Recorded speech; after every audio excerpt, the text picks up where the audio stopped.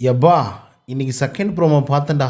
அவ்வளோதான்டா, முடிச்சு விட்டாங்க போங்க மக்களே, முடிச்சு விட்டானுங்க. ஏன்னா இதுக்கு மேலே கேவலமாக இறங்கெல்லாம் வேலை செய்ய முடியாதுங்க. அந்தளவுக்கு தான் பண்ணிகிட்ருக்காங்க அப்படின்னு வந்து சொல்லலாம். வீட்டுக்குள்ளே எதுவுமே பெருசாக நடக்கலை, அது வேறு விஷயம். ஆனால் அரோராவை மட்டும் போட்டு போட்டு தாக்கிட்டு இருக்கானுங்க பாரு. நேற்றுக்கு எபிசோடில் முக்கால்வாசி எபிசோடில் அரோரா மட்டும்தான் இருக்காங்க, துஷார் மட்டும்தான் இருக்காங்க. அப்படி என்னடா அவங்க காவியை காதல் பண்ணிட்டாங்க, கன்றாவி காதல் தானடா பண்ணிகிட்டு இருந்தானுங்க, அசிங்கமான காதல் தானே பண்ணிட்டு இருந்தானுங்க, 18+ காதல் தானே பண்ணிகிட்டு இருந்தாங்க. நான் இந்த வார்த்தையெல்லாம் சொல்ல, காஜி காதல் தானே பண்ணிகிட்டு இருந்தானுங்க. இன்டிமெசியாக இரு, வா வா போலாம், வா பாத்ரூமுக்குள்ளே போலாம் வா நல்லா கூப்பிட்டாங்களே. அதெல்லாம் நாங்கள் என்ன பார்க்கவே இல்லையா?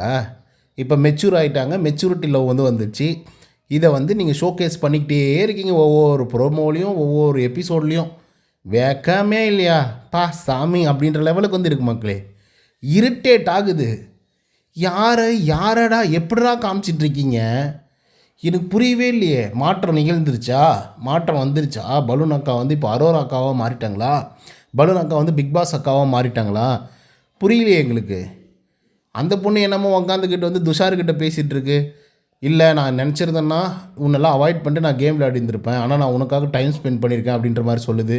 அவன் என்னடானா உன்னை எங்கேயோ இங்கே கீழே பார்த்து இப்போ மேலே நிற்கிற அப்படின்னு வந்து சொல்கிறாப்புல. என்னடா இதெல்லாம்?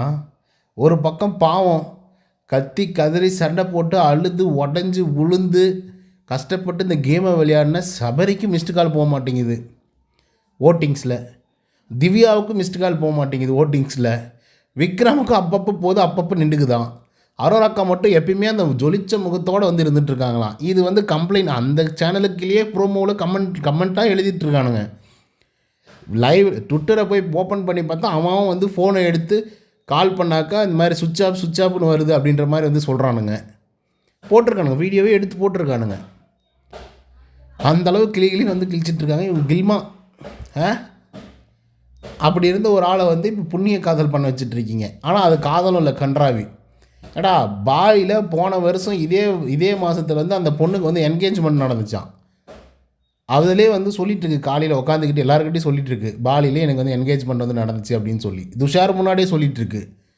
நீங்கள் என்னமோ அது காவிய காதல் மாதிரி அப்படியே போர்ட்ரேட் பண்ணிகிட்ருக்கீங்க.